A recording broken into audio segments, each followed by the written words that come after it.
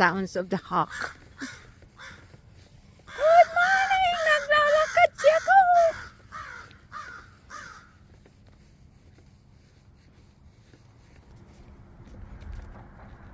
Medyo makulimlim ngayon. Tingnan mo.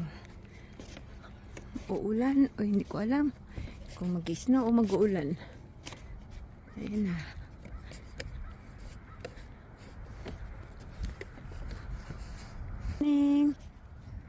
Maglalakad tayo. Wala tayo. Exercise ngayon. Exercise. Exercise walking in the morning.